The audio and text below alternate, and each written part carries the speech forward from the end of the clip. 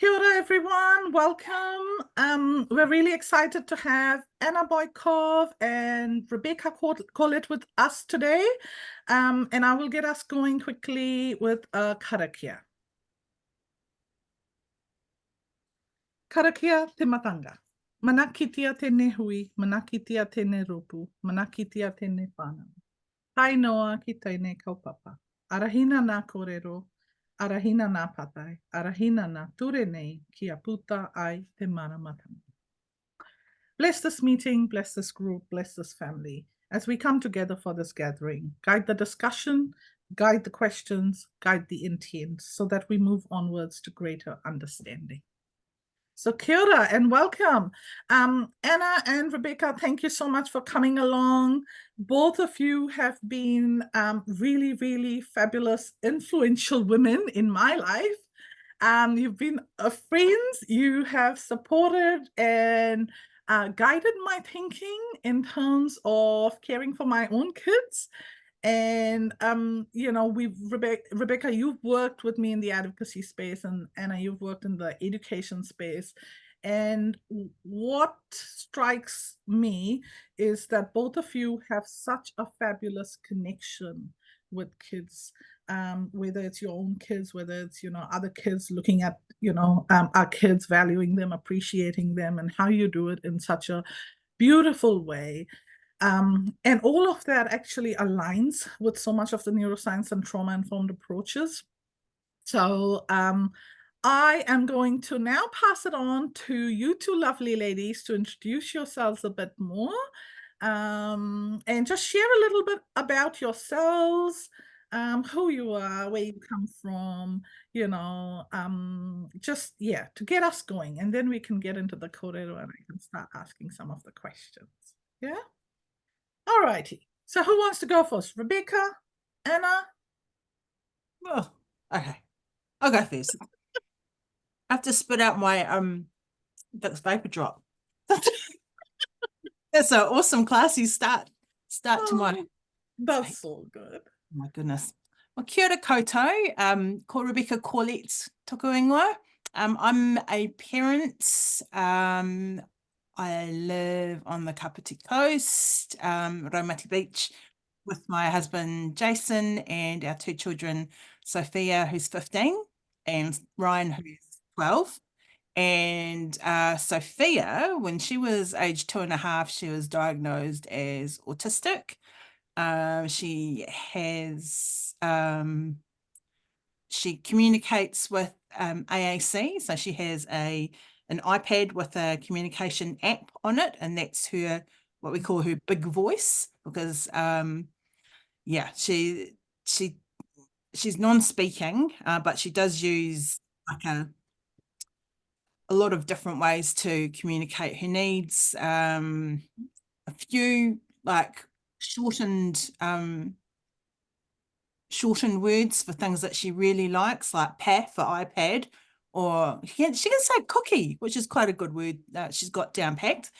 So she uses a little bit of verbal speech, her talker, few NZSL signs, lots of gestures and pointing, and yeah, so everything all together, we make it work.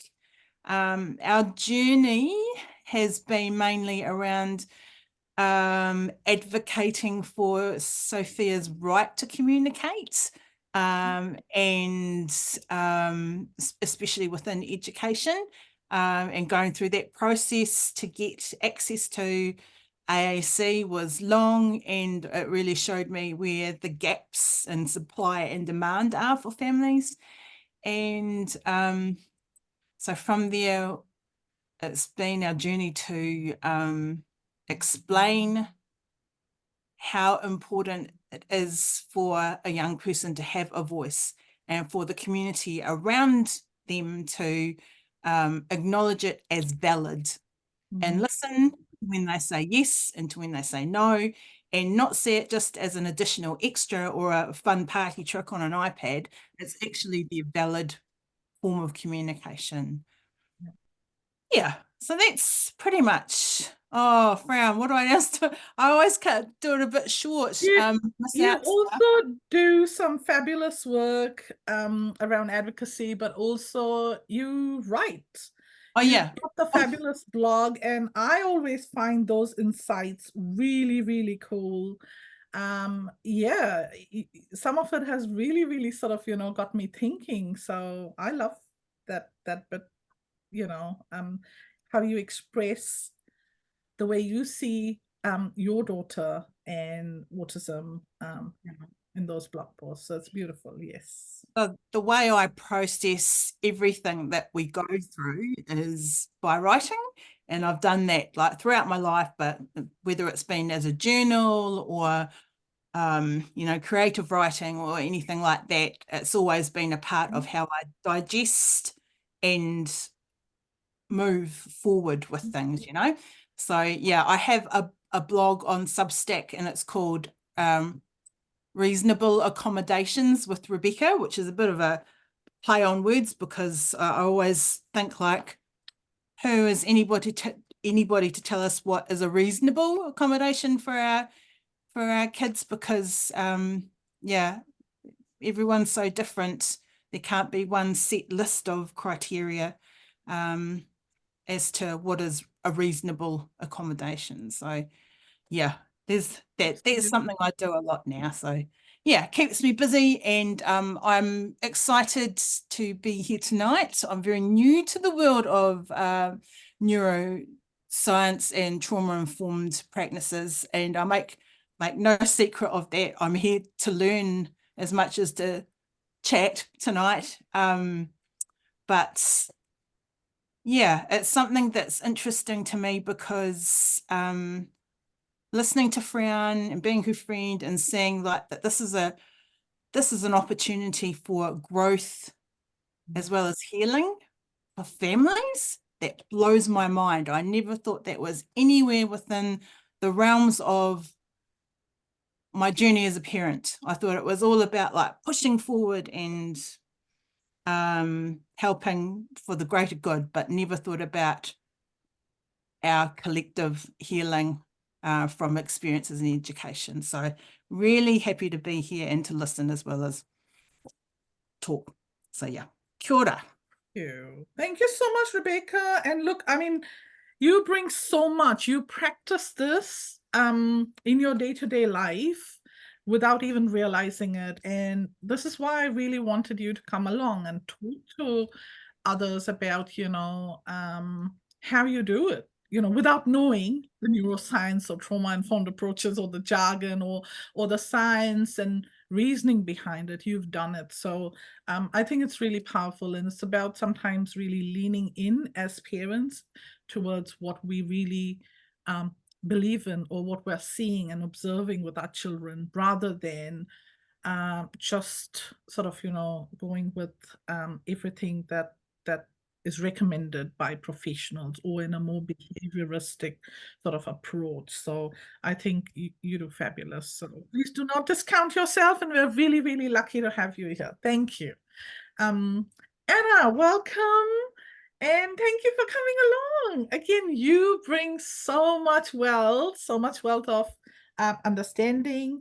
And you're a professional, but you're a professional who is so well connected with your students, with your families. And I think that is something I have really valued, as we've worked in the past, through, as part of our journey.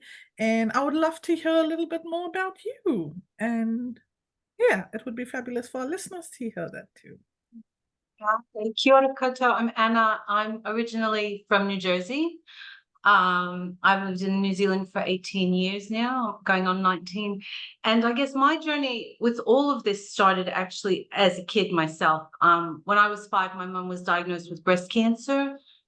She died when I was 16. And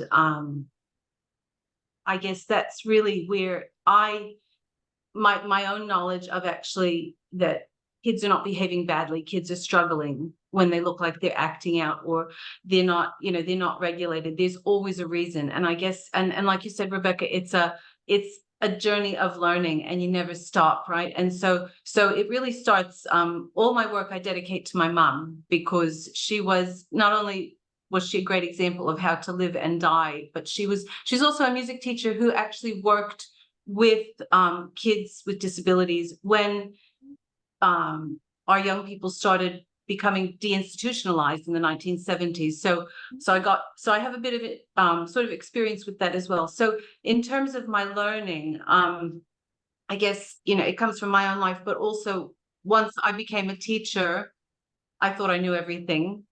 Going on sort of almost 36 years ago now. But then when I had my own children, of course, they taught me that I knew nothing.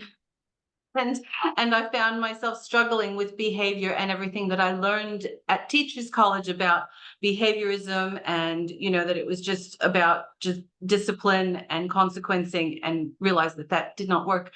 And then my life sort of, once we came here to New Zealand, I have a friend who has 2 children who are both Oars funded, who come under the autism umbrella, and I've been their carer for, well, I've known them since before they were born. And so they've taught me a huge amount around, yes, that, you know, professionals and evidence-based practice is one thing, but actually evidence-based practice is only good if the practice is good for the person, right? That it's not about putting a blanket statement on that, you know. And so yeah, and the students and the whānau who I work with, I'm just learning all the time, every day, and it's just wonderful. And looking through the lens of the brain and the body, I guess that's sort of the reason I've come to this learning, is that like I said, as a mum I was humbled, as a caregiver I was humbled, as a teacher I've been in terms of how much I didn't know, and how my traditional methods of parenting, like if I had known 30 years ago when my kids were young what I know now, and now that I'm a grandmother, and I can actually see that the way my children are parenting is through this lens, because I keep pushing it down their throats. I'm like, you guys have to do better than I did, because I was very behaviorist. I was very, you'll get a smack if you don't do what you're told. Whereas I'm seeing through a different lens, and through the work of Mona Delahook, through the work of Stuart Shanker, through Bruce Perry's work, Stephen Porges, Laurie Desautels, all of them have had an influence on me. And the lovely thing about this work is that all of these people who are in this area with us, all of their work dovetails into each other's work. Yeah. And so it's just beautiful when you read it, and it flows. And I'm just here because I just really love this work, and it's free. It's very freeing when you can do this as a teacher. Yeah. And yeah. Absolutely. Thank you for sharing that, Anna. Look, I'm just going to quickly introduce myself for those who don't know me.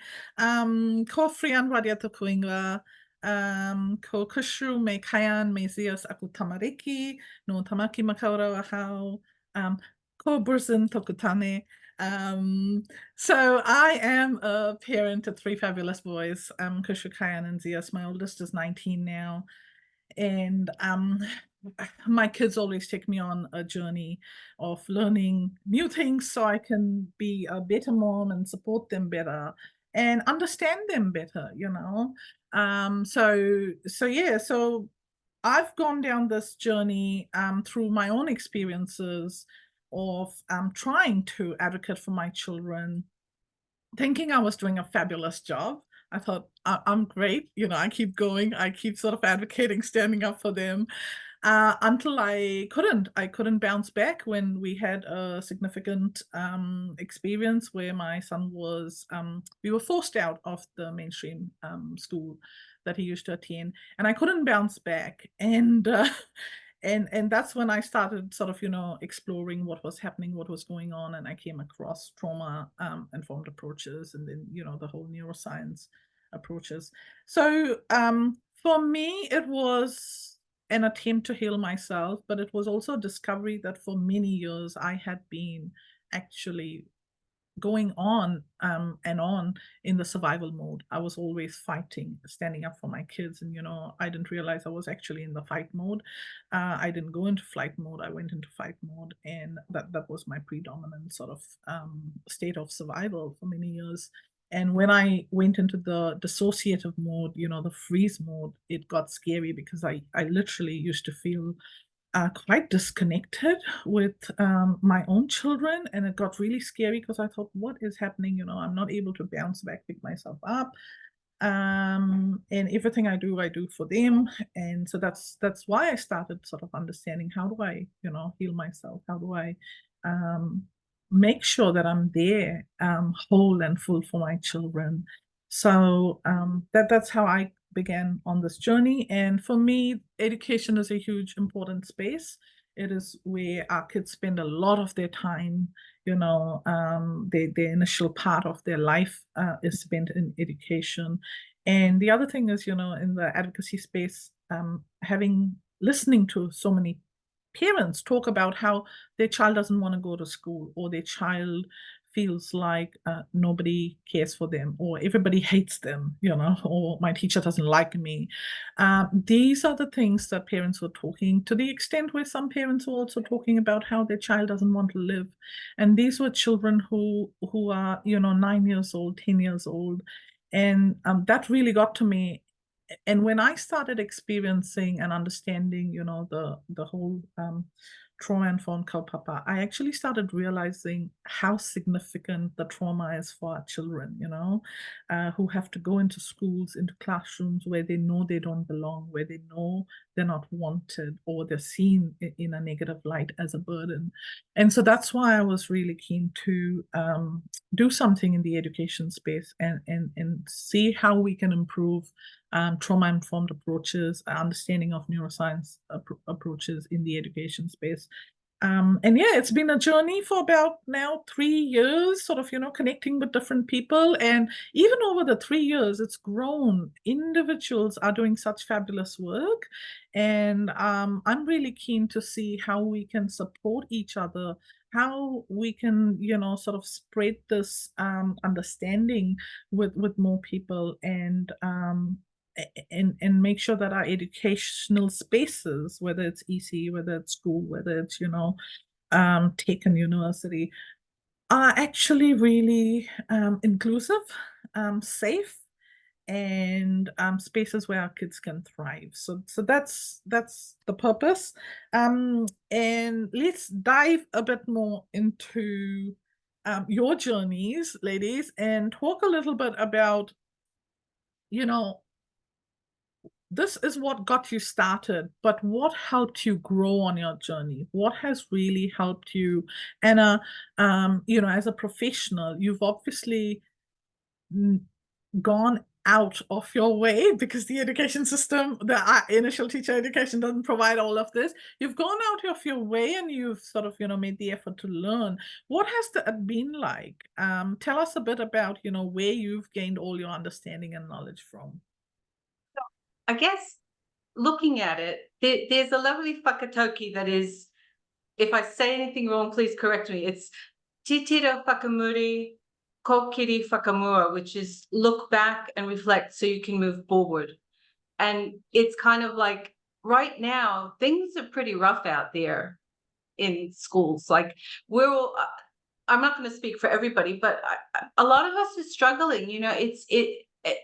We've come back from the pandemic not in a better place than we were before the pandemic. And so I guess for me, it's just been about going, okay, what we're doing isn't working.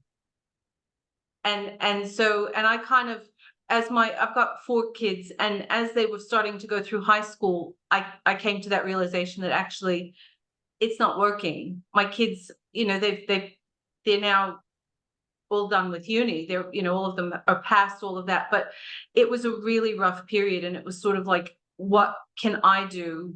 Not only as a teacher, but as a mom. And so I started out with Stuart Shanker's work, which is self-reg, which is all about stress. And then kind of just, it sort of just evolved naturally. The more I started reading the more I just came across other people's work, and through Mona Delahooke's work, through Bruce Perry's work, I got to Laurie Desautels' work, and so and I decided that I would do the Applied Educational Neuroscience certification, just because I felt like I needed to know more as a teacher. I just felt that I needed to know more, and I didn't want the traditional sort of behaviorist lens on things. And Laurie's work is very much, it's based on polyvagal theory, which looks at the vagus nerve, which is our 10th cranial nerve, and how that nerve wanders through the body and connects with many of our major organs. And that work also looks at, you know, how the brain works, and that the brain is formed in utero from the bottom up, and our brains work from the bottom up. And so we're looking at, before we can get to the cortex and the top part of the brain, the thinking part, we need to actually regulate the lower regions of the brain. And so, but it's been quite a journey, because Laurie has she has what's called an Applied Educational Neuroscience framework, and it has 4 pillars. And the first pillar is the educator brain and body state. And in order to kind of get that one to wrap your head around it, you have to actually look at yourself. And so part of this course was very much, you know, how was I disciplined as a child? How did I discipline my children? You know, what dysregulates me? Because as a teacher, oftentimes, right, when I was in teachers college in the late 1980s, it was just about creating a behavior plan for kids. So if you had a child who wasn't behaving, it was, you know, you'd either do the ABC, right, the antecedent behavior consequence, or you do, you know, the functional behavior thing, and you'd come up with a hypothesis. But for the kids who were most challenged, it didn't work. And what we know in schools is that you're not getting 10 new kids coming to the principal's office every week, right? It's the same kids over, you know, the kids who are struggling the most. We keep seeing them, and our traditional ways of working with students, and especially our students who are neurodivergent or who have a disability, you know, the problem is that when behaviorism was sort of, you know, when it evolved, these kids were not around, right? They were either in institutions or they were locked away somewhere, right? And schools were not created for our neurodivergent population, or our you know, our neurodiverse population, or our kids with disabilities. Absolutely.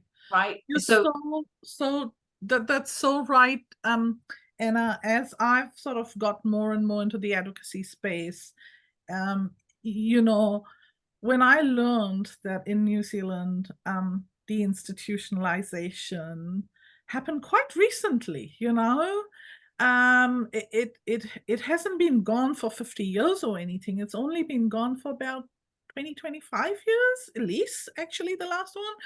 And it is scary. As a parent, it is really scary, you know, to know something like that.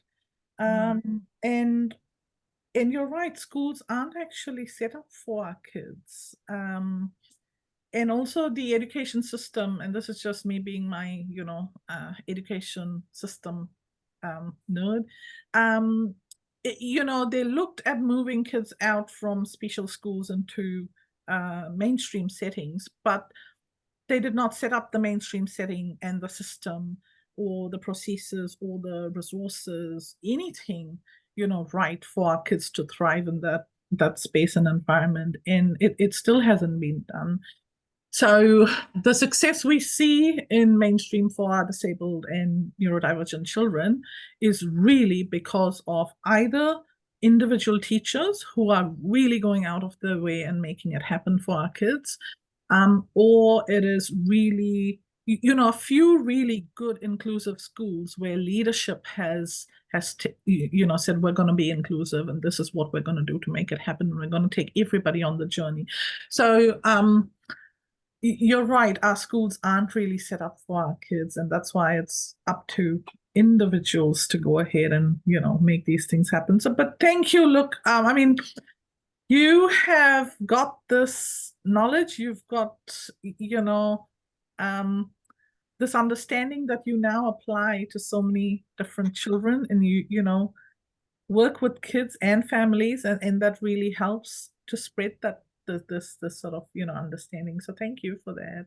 It's all about my brain and body state. And that was the hardest thing to get my head around as a teacher, because as a teacher, you wake up in the morning and you just want to go and you just want to, you know, get people to learn and it's all going to be okay. And, you know, when you meet with a child who's not ready to learn, if you're not able to reframe, and as a teacher, if you're not able to access your cortex to think rationally that this is not a child who's misbehaving, that this is a child, you know, you've got to reframe that's if the child is not ready to engage, they're struggling in some way, right? It's their nervous system telling you that they're not ready. And if you're not in, if your brain and body as a teacher aren't in the right space, you then react, you make the situation worse, and it just, you know, and it becomes the kid is bad, and there's no such thing as a bad kid. Absolutely. Right? Absolutely. Yeah. Look, Rebekah knows this because parents often say, when children have been stood down, or when parents have had to go pick up their, you know, kids, or they've been suspended, excluded, and parents sort of share and talk about what's happened, they often talk about how the teacher triggered my child, or somebody did this and they triggered my child, and they did not bother addressing that, you know. It's so common. Rebekah, do you want to talk a little bit about, as a parent, what has your sort of understanding been in terms of supporting your child who communicates in a different way, who sees the world in a different way, you know? What has that meant for you? How have you grown your understanding about how to best support Sophia and, you know, understand her and get to know? Where does all of your, I guess, understanding, and for me as a parent, I don't know if that's the same for you, but for me as a parent, it's been a journey of really understanding my kids. And the other thing is, I've got 3 kids who are extremely different from each other, really unique. So right from the get-go, I have been a firm believer that every child is individual and you have to be responsive to each child individually. Doesn't matter how many strategies you know, doesn't matter how much you know, you can't just take it and sort of, you know, apply it blindly to different children because they're all autistic, or they're all, you know, they all have this disability or neurodivergence. So it's so important, isn't it, to be responsive individually. So what has your journey been, Rebekah, in terms of understanding Sophia and then supporting her over the years? I think right from when she was, you know, newborn, we just sort of clicked. Like, she was always, I just understood her. And I know that sounds weird, but we just had like this connection where I understood without her having to use words or actions. And it was always an issue with everyone around us that had the problem. It wasn't us, the world. And that was, you know, exaggerated a lot when we got into, you know, ECE and school, because, you know, the people wanted to understand Sophia and communicate with her, but they didn't know where to start. And didn't know how to grow, make a connection and grow it. And I think for me, I had to like open my world up a bit and realize that no, the world doesn't exist just around me and Sophia. We've got to let people into it, and Sophia's got to be, you know, able to move freely without me being her translator all the time. So for me, it was like a journey of talking to people in the disability community first and foremost.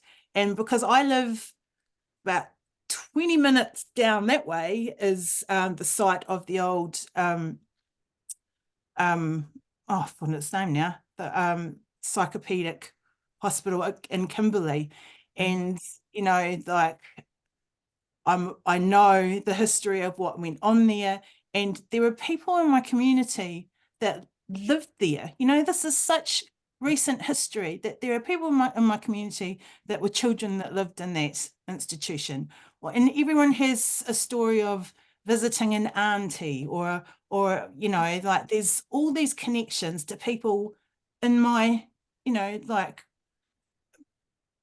friends and family. And it was about understanding the history, like Anna said, understanding the past so that you can move forward, and talking to people who have had different experiences to my own, and understanding what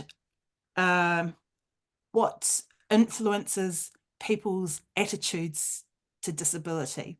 So this is, you know, maybe a family member that's been in an institution, and that experience has filtered down to how maybe a teacher or somebody within a school interacts with my child. So it was about understanding that, and also like thinking, right, so how can we frame this so that they see Sophia as the person, not the Sophia in the medical or the charity model of disability. It's about Sophia, the whole person, who has a right to communicate in her chosen form, and has, you know, human rights to do everything that any other child does. And yeah, it was just about for us educating gently these sort of points. And it was just the easiest things, like framing, you know, IEPs or any sort of information about Sophia in a positive frame, not deficit based, and pulling them up really gently around anything that they say, or, you know, describe Sophia as that is deficit based. So yeah, I think that's what sort of kept us moving forward, and so that more people could see like the whole person rather than the diagnosis, or, you know, the set of characteristics for autism. That's really, really interesting, Rebekah. I didn't realize you had people in the community who had so much of connection with sort of, you know, Kimberly. And for me, it is extremely scary, the prospect of thinking that my child could be, you know, isolated in a space where they're not able to express themselves, they're not able to communicate, and they're not able to have that life they want. What I've realized over the years in my journey is that the more I have respected and provided opportunities for choice and control, by Kashu or Kayan or Zeus, the more they have thrived, the more settled they've been, the more happier they've been. And you know, I want to share this one bit, and the reason why I share it is because for all of us as parents, it's a journey to really understanding our kids, and where we learn from and who we listen to and where we get our understanding and knowledge from is so important, because it can either give our children, you know, a well-settled, you know, inclusive experience in life, or it can sort of, you know, segregate them and take them away from the richness of life. That's how I sort of see it. So I started off with a lot of the behaviorist sort of understanding of managing behavior and, you know, all of that stuff. And I had sort of, you know, I thought I was doing really well. I had all that understanding. And as Kushu started growing older, he started being more assertive. And, you know, he was like, no, I'm not putting up with this. No. And it wouldn't work. And I was struggling. I didn't know what to do. And the other influence, I guess, big influence that's been in my journey has been human rights, understanding of, you know, disability rights. That came along slowly. I didn't start out my journey with it. And as I started understanding that, and then the EGL approach and, the whole, principles about self-determination, person-centered, all of that kind of stuff, that started influencing my thinking. And as I slowly started shifting the way I was interacting, engaging, doing things with my kids, I started realizing actually this works so much better. It helps, rather than me being really rigid about what I'm expecting and using the behaviorist approaches. So that's sort of been quite a valuable influence for me, I would say. And then the other bit is, of course, when I finally unpacked neuroscience and trauma-informed approaches. Stuart Shankar talks about the stressors and understanding the stressors. I found his visuals so useful, Anna, to just understand what the stressors could be. And, parents often talk of that shaken bottle effect, the shaken Coke bottle effect, where you go to school, you have a child perfectly fine at school, doing so well, thriving at school. They come home and they have absolute meltdowns and they're, lashing out at everybody at home. And then you're trying to figure out what's happening there. And that I've actually noticed that with my son as well. So he would behave at school, he would behave for the carers even, but I would be the one who got the brunt. And I used to think that, oh, it's just because it's me, it's the mom. But I realized two things. One was, yes, I was the safe space for him, so he could let go, and he could have his meltdown with me.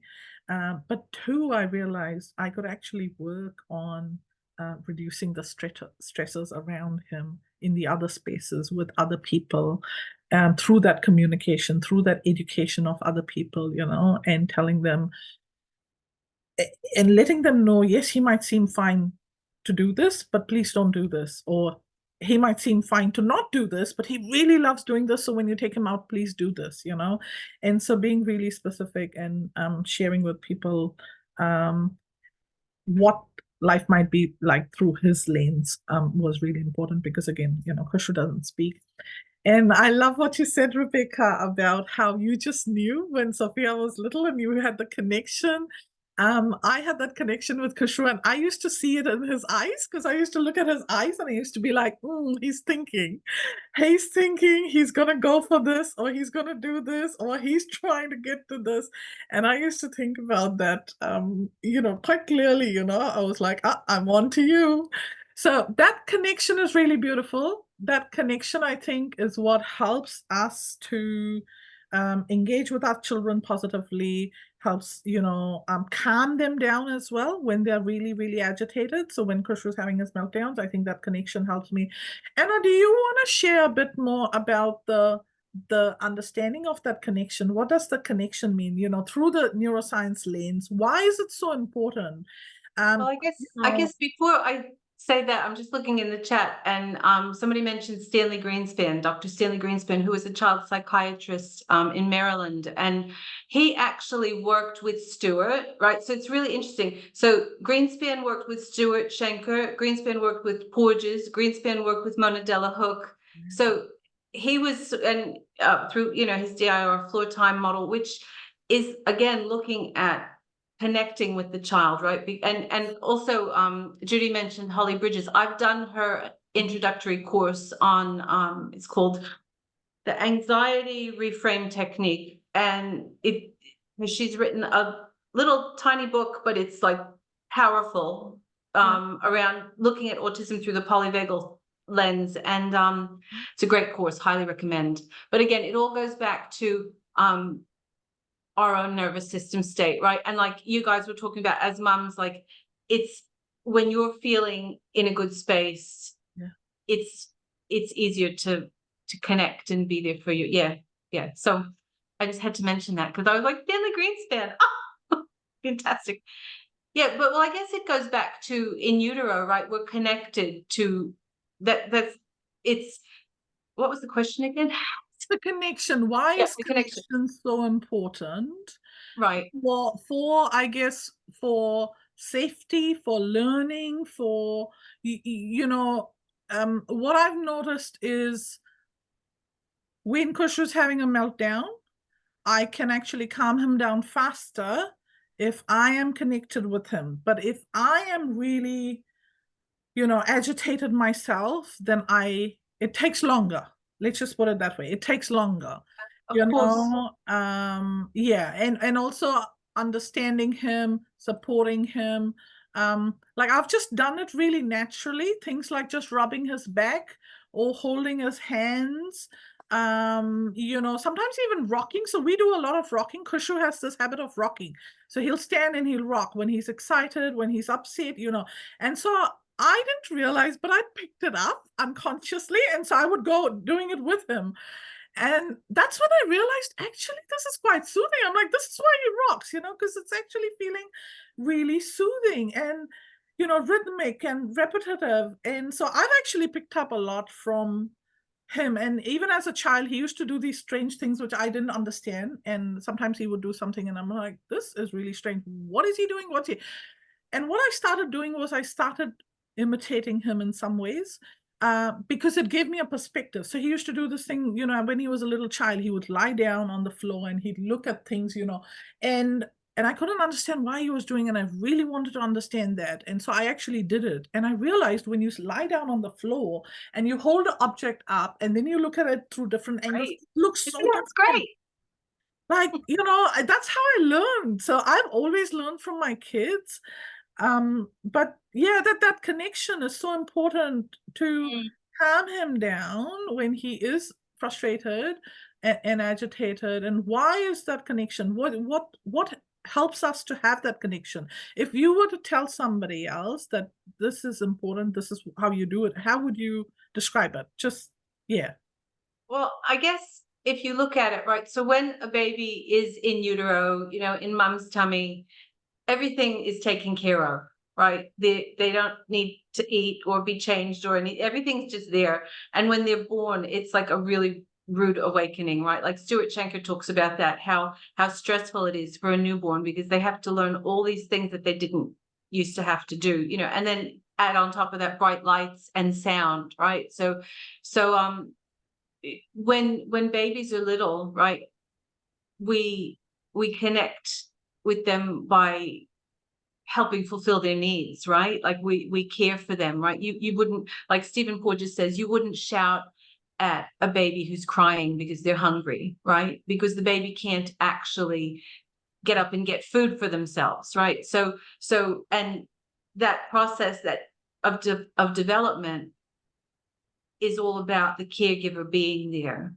And of course, we know that if the caregiver, whoever that is, has experienced trauma, that can sort of get in the way sometimes, right? So it's about, if we're able to, or for example, if you have a baby who's had medical trauma, right? You can't be there. And oftentimes the, babies who are really small, they're so small, I think oftentimes I've heard doctors are afraid to give them painkillers, right?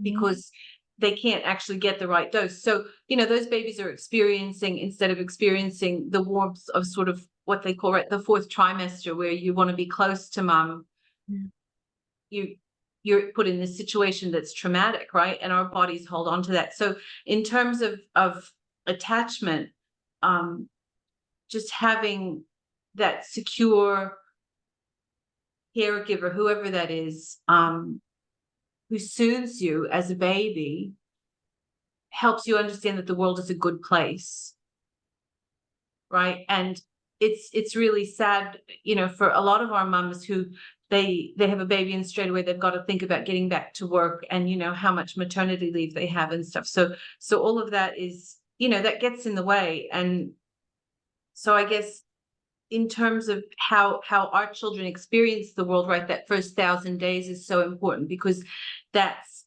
they're creating those implicit memories in their brain that these experiences that I'm having are actually what the world is, right? That the world is either a good place or a dangerous place. And so, and that carries on. So people kind of go, oh yeah, well, it doesn't really matter, it's a baby. But actually babies, everything we do to babies, everything we do with babies stays with them. for their whole lives, you know, and so they learn trust, right? They learn what it is to be loved. They learn what it is to have somebody feel compassionate towards you. So all of that is important, because that builds the foundation, like you said, for Kushru, right? Like you rock with him, or you lay on the floor and look at objects with him. Like you were showing him that what he was doing was valid and important and enjoyable. And so the reason it's important is because that foundation, when we're babies, stays with us for the rest of our lives. And when we see kids, and you know, sometimes it's at school, we'll see parents who, you know, people go, oh, that mum or that child, but actually we don't know their history, right? We don't know, was there some kind of trauma when mum was pregnant, or when mum had small children, or is there still trauma going on? And so we tend to judge, right? And as not all schools, but you know, overall the establishment says that it's about, for example, school attendance. You know, we have to hold parents accountable. And you go, wait a minute, like, would you hold somebody accountable if they had a stroke, or if they had a migraine? Or no, like you would help them, right? And so it's about, when we see kids who are struggling, and sometimes it is because of the relationships, or, you know, parents are struggling because they're overstressed, or, you know, it's about us helping them rather than, yeah. So in terms of the brain science, it's just that attachment is everything, right? And the biggest thing we can do is to help parents when they have small children. Yeah.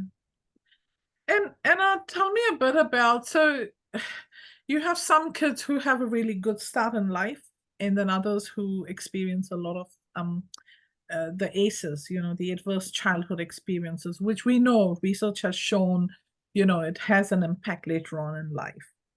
And then we've also got, you know, the understanding that actually, yes, you might have negative impacts because of trauma, but you actually can rewire the brain, you know, through neuroplasticity, and you can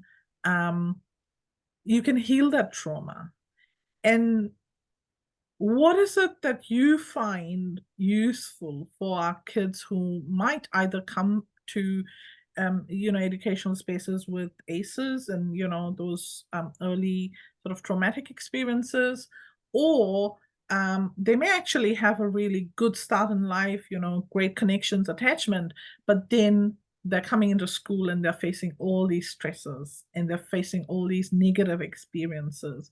How then do you think, in a sort of, you know, educational setting, classroom setting, can teachers be supporting our kids? So I'll go to Laurie's second pillar of the Applied Educational Neuroscience framework, which is co-regulation, right? So if the teacher, for example, for me, every morning I do yoga. I was never a yoga person until I found out about this. I would just make my coffee and go out and be like, I'm gonna, you know, conquer the world, and then I'd come home feeling deflated. So it's about me making sure I'm okay, and I can access my cortex, but then understanding, right, that we need to reframe behavior, right? That I don't even call it behavior anymore, honestly, because if you can look through the lens of the nervous system, you understand that we're not just working from here up with a kid, right? That it has to do with their body. And so I guess my biggest thing is that, which is the second pillar of Laurie's Applied Educational Neuroscience framework, is co-regulation, and actually going in that when you see a child, so when I see a child who's not in a good way, and that could be, right, that they're in a state of flight or fight or freeze. I always like to think back to Dr. Bruce Perry's the beautiful infographic he has in chapter 3 of What Happened to You, and it's the state dependent infographic. And before you get to flee, right before that is flock. So kids will naturally, right, if they're feeling stressed or dysregulated, they often try to flock to somebody who's safe. And, you know, sometimes the schools will say, oh, no, you can't have, you know, don't baby them or whatever. But, you know, oftentimes kids will know, well, kids do know, like my motto is trust the child, because they know what they're doing and the way they're acting makes sense to them. Right? It really does. Like they know what they're doing, and they're doing it because they don't feel safe, right? They're doing it to help themselves regulate. And so in terms of, you know, co-regulation is, if I see a child who's not in a good way, I don't think behavior. I just think of those states, you know, can they flock? If they can't flock, they usually flee. If they can't flee, they fight. I never want to get there. I don't want, I'm not a fighter. And you know, it's kind of like, but if they're fleeing, you know, can we do some stuff? Can we do some running together? Or, you know, if they're in a state of freeze, it's just, you just need to be there. And oftentimes what I tell, especially teacher aides, you know, our kaiwāhine, they'll say to me, well, I'm just sitting here. And I'm like, yeah, but anybody who's done this job knows that sitting next to a child who's struggling is like the best. Yeah. Right. And not pushing them, because if they're already in a state where they're not coping, and then you try to get them to do something, or try to get them to do their maths work or follow a visual timetable, they just lose it. And the sad thing is then the kid is blamed for, you know, being non-compliant or oppositional, and it's actually the state of their nervous system. They're just not there. So co-regulation. And then the next thing is another one on Laurie's, the third pillar is, they're called touch points. And basically it's around connecting with the child or with something that they really enjoy. So for example, I have a student who could be termed a school refuser. I'm not going to call him that, because he tried school and it didn't work, and it wasn't his fault. You know, he's a kid. And so I see him at home. He's very bright. And he doesn't like bullshit, you know? So like I've tried the typical teacher stuff, and I brought in the, you know, and we tried to work with the typical stuff that he was being sent, you know, to the schoolwork. And he looked at me one day and he goes, that's stupid. I don't want to do that. And I was like, you know, what?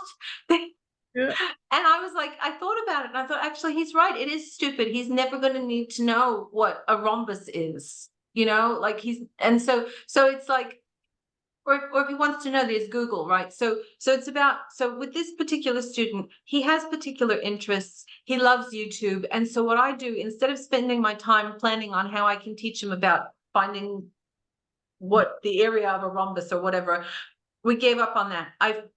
With the, you know, touch points are about, I find out what he likes. I find a 7-minute clip on YouTube about whatever, the Andes Mountains, because he doesn't like long stuff. And through that, we then engage in dialogue, right? Because he likes YouTube. I just have to sift through all the stuff that's, you know, too long on YouTube. But so, you know, those touch points are really important. And then the fourth pillar of Laurie's, of this framework is teaching about our neuroanatomy, teaching teachers and students about your brain and body, which is a huge thing. Because like, back in the 80s, and I don't think Teachers College has changed much.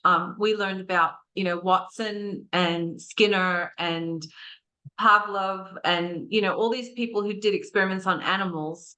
And it was all about just the external factors. So we didn't talk about interoception, you know, how you're feeling inside your body. We didn't learn about that. And I still don't think they're teaching that in Teachers College, to be honest. You know, it's about lesson plans and, you know, behavior management, but actually behavior management actually is on the adult, right? It's we are a lot of the time the problem with behavior management, I'm sorry to say. And it's only because, you know, teachers they're not getting this information, that once you learn about the brain and body connection, it makes a lot of sense. Yeah. Absolutely. So that's how I go about it. And it's just being very gentle, because teachers are stressed, and teachers, you know, when I started out sort of with the current caseload of kids I'm working with, I sometimes felt attacked by parents, you know, like, wait a minute, I'm trying to do my best. But it's actually, you know, the more you kind of learn about this work, it's the fact that it's not about me. It's about that the parent they need to fight for their child, right? Because of that attachment, right? That this is your child, like this is a part of you, you know. And so as a teacher, again, it's about my own brain and body state. Yeah. And teaching teachers and kids, because once kids start to, like, it's interesting because some of the kids I work with are non-speaking, and you know, but you still talk about it, right? Because they understand, like, just because they're non-speaking doesn't mean they don't understand you, right? And you know, talk about, you know, the feelings in your body, and it's amazing how well everybody receives it all, right? You know, like for me, it's amazing because I was, again, taught to be a teacher during the height of behaviorism. Yeah. And so, yeah. No, look, what you've said makes so much sense. Oh, hang on. Somebody said, don't think behavior, think communication. Actually, I'm going to go a step further. That our behavior is actually our biology. So it goes further than, and Guy Stevens was the first guy I heard coin that term. Guy Stevens from the Alliance Against Seclusion and Restraint. That behavior is more than communication. Behavior is our biology. Because it's actually if you go polyvagal, your vagus nerve actually goes through to down to your organs. And actually, when you think of stuff like when you're going to get a needle, or you're going to, you know, sit some type of a test, if you sat your driver's test, your tummy might have gone into knots, or you started breathing heavy, or your heart beats, or your hands are, your palms are sweaty. All of that comes from the body telling us that it's feeling not safe, right? Feeling in danger. Yeah. So anyway. No, that's absolutely true. I love what you said about trust the child.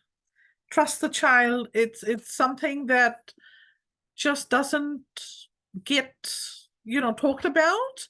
And if we don't trust our kids, then we can't really respond to them effectively, can we? You know, we have to take what they are sharing with us, whether it's through behavior, you know, whatever kind of behavior, and then really understand that, unpack that, and respond back to them. If you think about, you know, trauma, and this is, you know, trigger warning here around sexual abuse, but I just watched the documentary, The Lost Boys of Dilworth.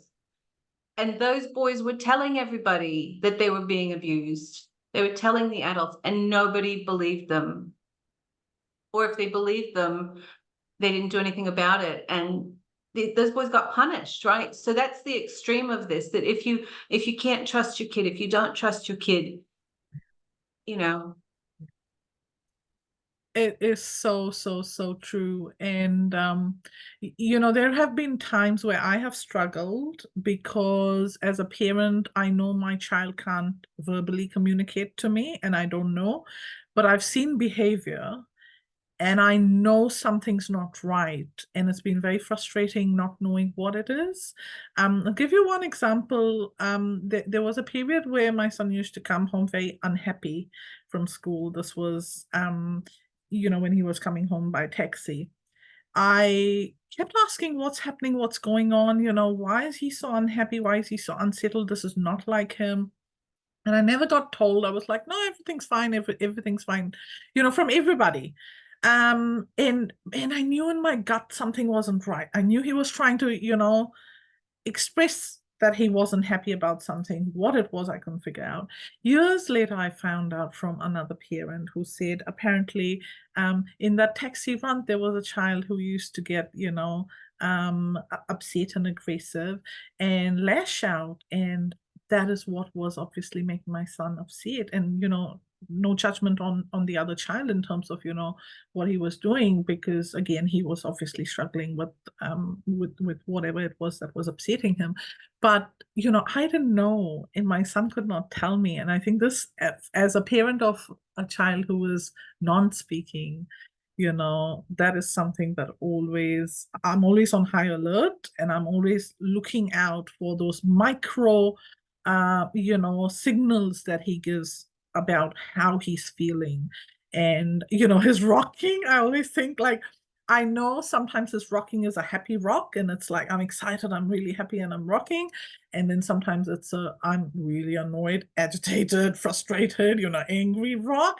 And that's a different one. And and the other thing is, what you talked about, the connections, there's more and more neuroscience now talking about how we do as there's a whole lot of research around how the brain mirrors other people, how the brain picks up on those micro the muscle twitches and those little tiny bits, and you pick up, and that's how you sense when you enter a room. Like I've always thought, oh, I can sense the vibes in a room. You walk in and you know whether you're wanted, not wanted, and how things are going.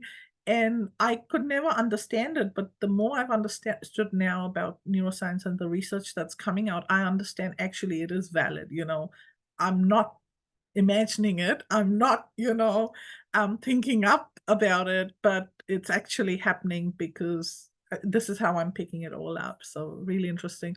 Rebekah, tell us a little bit about you in terms of as a mom. I'm sure you've had your ups and downs and moments where, Sophia's sort of, been frustrated.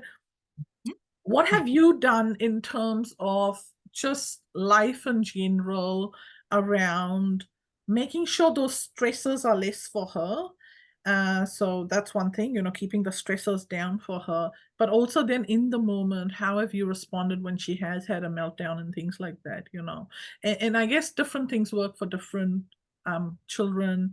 For us, what I've learned is keeping the stressors down, demands down, things that he doesn't like to do, like exercise. I've always been, it's important for health and everything, and I've pushed, but I have to always balance, and I have to make sure I don't push too much or expect too much, because then that's going to stress him out more. Or even things like little things like being able to have a choice. Yes, I've made dinner, but then Kusha will often want to go and put something on it, like a particular sauce, or he's obviously got it in his head, he wants to add something to it. And so earlier I was like, no, this is dinner, you've got to eat this. And now I'm like, no, if I let him have some choice control, go add what you want, have what you want, or even asking, because he cooks meals sometimes, and like, okay, what do you want to cook? Do you want to cook, quiche today, or are we going to do something else? And it just makes him so happy that he's doing things. He's, and so it takes away the stress. So that's how we've managed in the home. What have you done, Rebekah, in terms of managing that, stress levels on the whole, and then responding when there is a meltdown? I think when Sophia first got her AAC, we saw there was a real spike in her assertiveness, shall we call it. And once she realized that people were noticing that she could ask for something and she could get what she wanted in return, it became like this really rapid, sort of response thing where she was like, oh, if I can get this, I can get this as well. And this is great. All of a sudden I've got, the world is my oyster, basically. So that was the world opened up to her when she got access to AAC, and she doesn't use it fluently, but she can use it to tell us how she feels or what she wants. And that was a real life changer for us. And we went from, she was at a specialist primary school, and then we decided to go to mainstream secondary school, which was a massive leap of faith, because the staff there didn't know about AAC, but they were open to learning. And so it was the start of their journey, and it was actually a level playing field, because they didn't know her, she didn't know them, so they were learning together. And it's been a really nice, real organic process where they've created this really, really trusting relationship. Meanwhile, I am still carrying all like the um, all the distrust and everything from years of like struggling to know what's going on, because she didn't have her voice when she was at primary school, and we're only sort of drip fed information. And because it was such a what's the word, not guarded but controlled environment, all of a sudden she's in mainstream and the world was open to her, and it was just like, whoa, freaking out. I'm freaking out. This is so different to anything we've had. So yeah, it took probably, I'm still a work in progress because it's hard to let go of those things, but she's year 11 now, and yeah, it's really beautiful seeing her, you know, have that trusting relationship with her teachers and teacher aides and her peers. It's amazing to see. And in that time, we've realized that she has this, because we're Māori, but we've been sort of isolated from a culture for many years, but we're on a journey to you know, to rediscover that. And Sophia's found a real place within Te Ao Māori. And when people say to us she's in her own world, as I do with autistic people and non-speaking people, I'm like, yeah, she's in Te Ao Māori and she's fine, thank you very much, because she doesn't care about titles, she doesn't care about power trips or anything like that. She takes everything at face value. She's so connected to nature, and when you talk about a safe space for her, nature is her safe space. Nice. So when she is distressed, we try to recreate nature wherever she is. So give her natural light, try and just have like no background sound, just maybe have a window open so that she can feel the air and those sort of things, until it's like safe for her to go outside and just move and walk. And she loves water, putting her hands in the water and pouring water and that sort of thing. So that connection brings her back. Nice. So yeah, it's about if she can't get outside, it's about recreating that in the environment that she's in. And I think school knows that, and there's always like a little container of water somewhere for her where she can just like walk past and just, you know, put her fingers in the water, and she's like back ready to focus again. So yeah, that's nature is her safe space. That is so beautiful. Now I know like us, you've been through, you know, the ups and downs. Where and how do you think this has impacted you? So for me, the realization, understanding that I had experienced trauma, that I was working in that, you know, fight mode for many years. And once I've started, you know, that self-awareness that you were talking about, Anna, in terms of really understanding how our brain works, you know, how it impacts us, has really allowed me to become more self-conscious about, you know, when I'm getting, you know, agitated, when I'm starting to, and I've really started picking up. So interoception is again another such a valuable, you know, aspect for us to understand for ourselves. And you know what I realized when I was getting agitated, I can actually now feel my cheeks getting hotter, or my ears getting, you know, sort of hotter. I can feel my heart beating faster. And there's so much I'm discovering that I didn't know earlier. You know, I'm more self-aware now. And the reason I started actually understanding and looking at interoception more was because when I used to drive by the school where, you know, for sure had been excluded, we'd been forced out of, my stomach used to go into knots or butterflies. when I had to walk into that school, because 2 of my other kids went into that school, every time I went in, I was so heavy. I was so tense, like literally shoulders tense, muscles tense. It was almost like I was getting into, going into battle. And I was like, that happened 2 years ago. The person has, changed. There's a lovely person here, and I'm still so tense and still so worried about, what's going to happen. And the other thing that used to happen was when the phone rang and, you see the school's number. Because with Kushu, we used to have, the phone would ring and it was always, he's done this or that, or, you got to come get him. And it was always some negative news.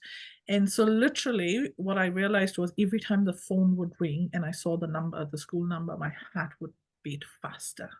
It would really beat faster. And I was, obviously gone in my head making up stories. And then it would be fine. There was nothing there. But these were the things that, I was like, that was the first time I started becoming really self-aware of what was happening internally, and then I sort of went into that whole interoception understanding of it and what does it mean, that self-awareness of what's going on within you. How has the ups and downs of, the discrimination you've experienced or Sophia's experienced, the advocacy you've had to do over the years, how has that impacted you, Rebekah? What has that been like for you? Yeah. Gee, that's a loaded question. You could have warned me about that one. No, that's all. Before we finish up. Yeah, let's finish on high. I'm very distrusting of people in positions of power. Like I don't, I always, I don't trust what people say straight off as being them telling me the absolute truth. I always think they're telling me something that I want to hear and that I'm going to have to go back and check and double check, whether it is correct. There's a lot. I also feel that like the heart and the dry throat and the quickness of breath every time we go past an old school. And it's such an irrational feeling because you're like, we've left that school, we've moved on, we're happy now. But it's when you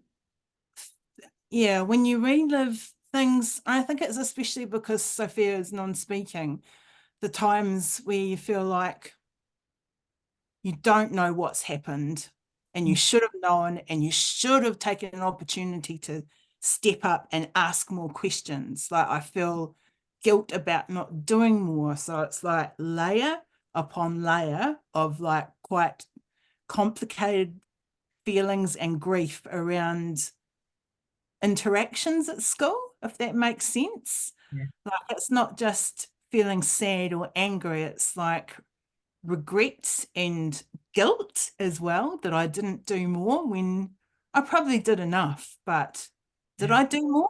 Could I have done more?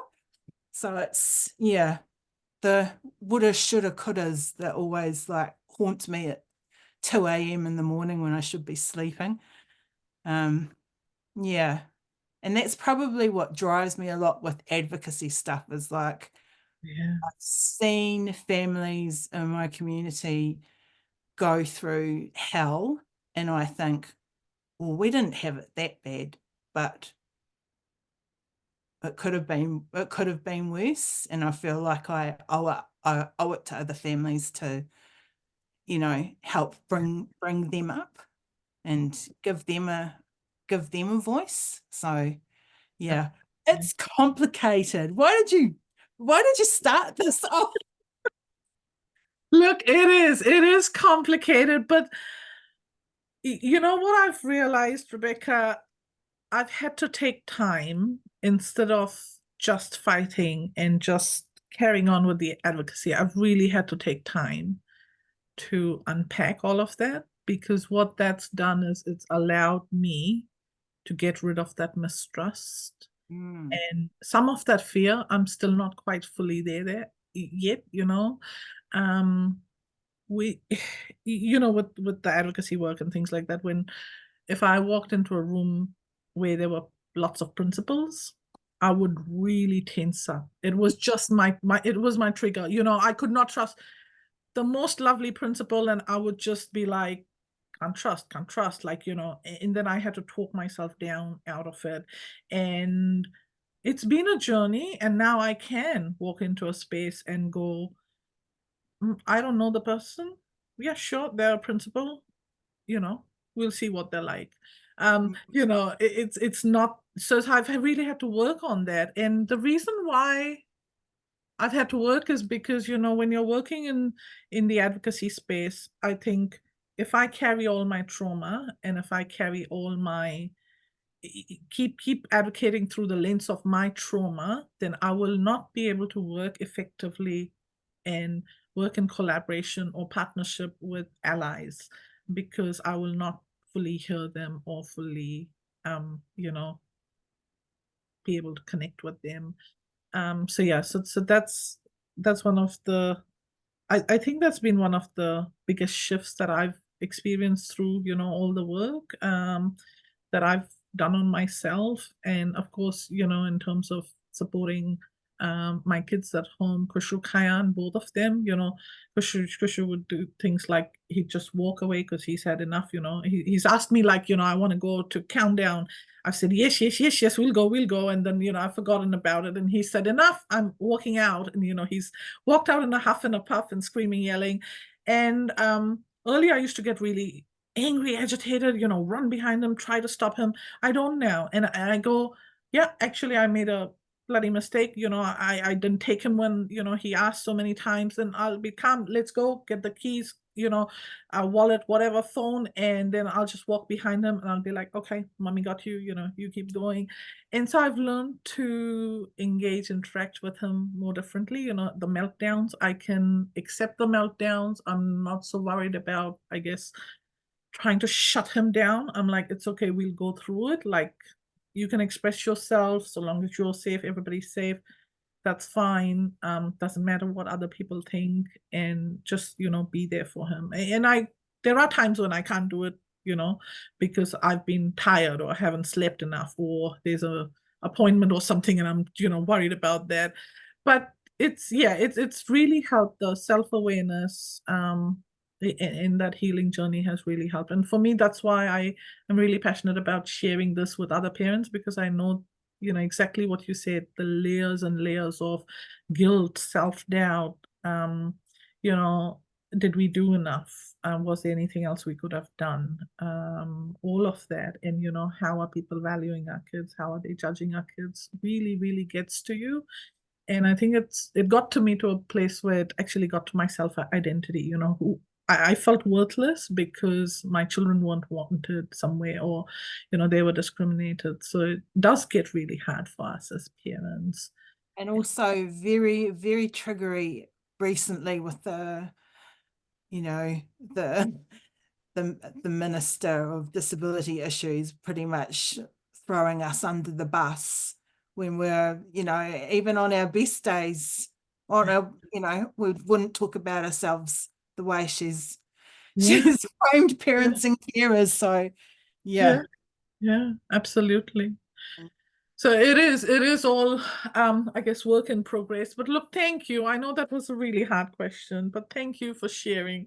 You owe me. And I just think, you know, as parents, the more self-aware we are, the more we can start working on ourselves and bring ourselves as a whole to our children, to the advocacy work we do, and also building partnerships, working with, you know, because we've had fabulous teachers over the years at times, and fabulous, you know, educators supporting us. And I think being able to connect with them, being able to trust them, being able to work in partnership with them has been so important for the times when we did succeed, right? And when we did manage to get the inclusion happening really well. So it has been really critical.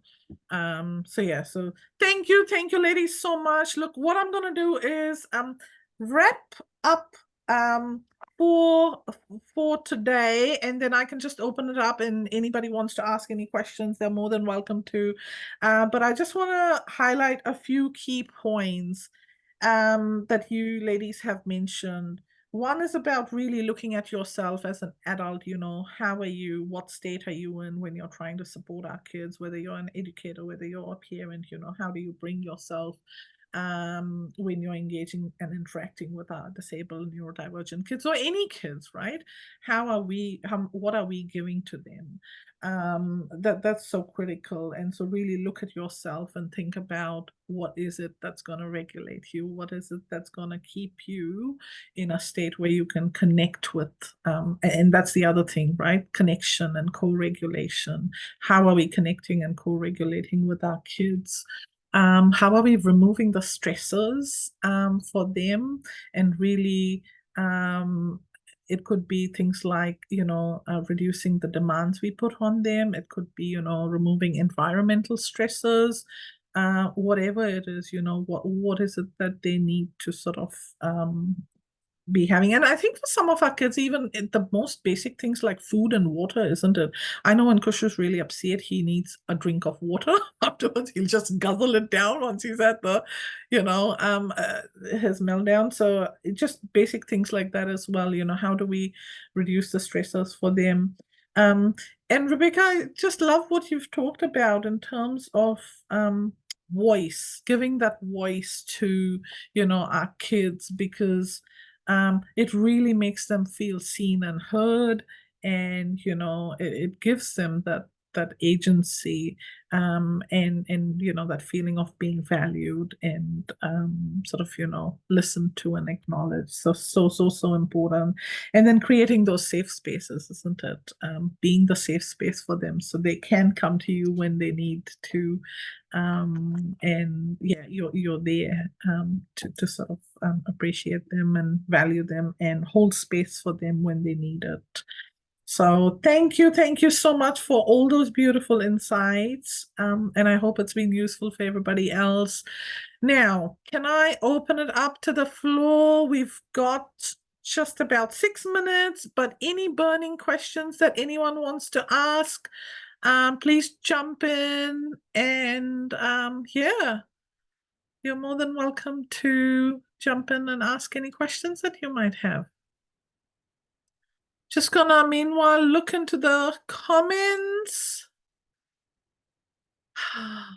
There was a comment on independence, and I am just so with you on that, Yeah. actually what we need to be looking for is interdependence, right? Interdependence, not independence, because actually none of us are independent. Like we are all interdependent, right? And that's just, I think the pandemic really taught me that when I went to Countdown, and I thought, my gosh, if this checkout lady was not here, like where would we all be, right? That, you know. So yeah, the whole thing of independence, I think, is it's love, right? Yeah, absolutely. And it takes a village.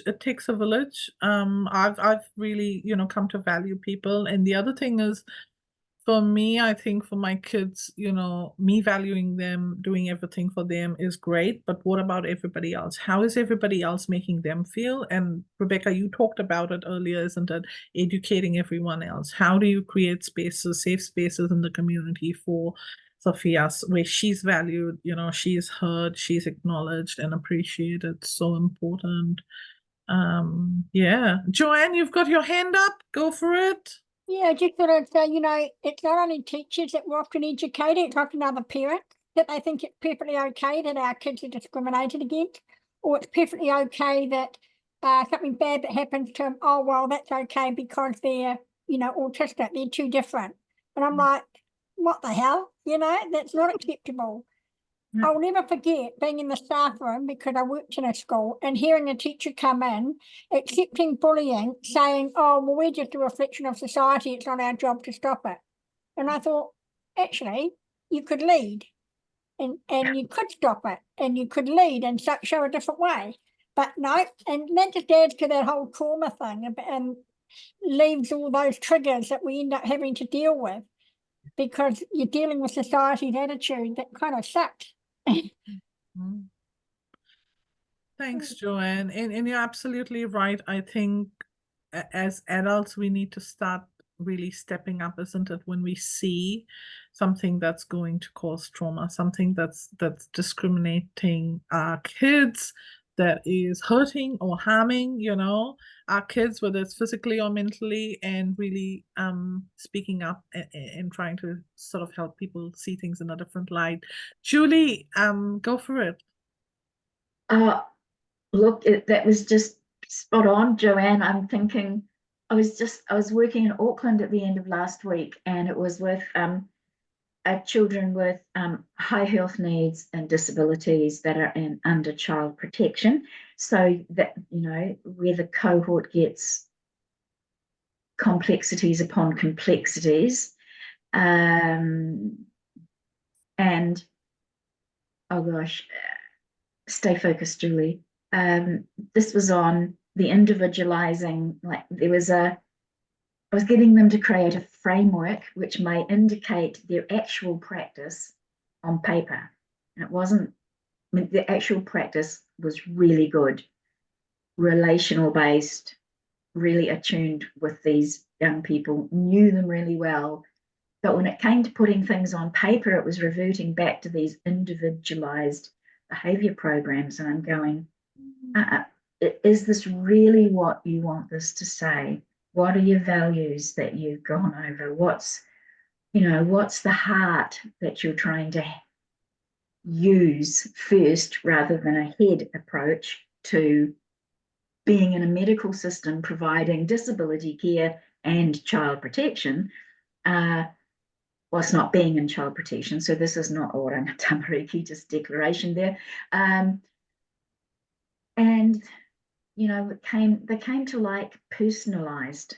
So I said, what are you really trying to do about plans? And I'm not sure we've sort of sat with that it will stay, but it's now there, but before the individualized, for the very same reasons. If we are going to fall into that trap, that each of us is an individual and not impacted by everyone we meet and the environments we're in and the power levels within these service organizations, we really haven't learned much. Yeah. So thank you for reminding me. This was such a good day. Thank you. Thank you so much, Julie. Look, we've got 1 minute left, so if nobody has any other questions, I'll just wrap us up and close us with the karakia. Thank you so much, Anna. Thank you, Rebekah, for coming and talking. There's some real hard truths that we need to sort of start acknowledging, embracing, sharing. And thank you for sharing all of that. Really appreciate it. Pomarie, I will close us with karakia. Karakia whakamutunga. Kia whakairia te tapu, kia wātea ai te ara, kia turuki whakataha ai, kia turuki whakataha ai. Haumie huie taikie. Restrictions are moved aside, so the pathway is clear to return to everyday activities. Kia ora, everyone. Thank you, and we will see you at the next monthly korero. Bye.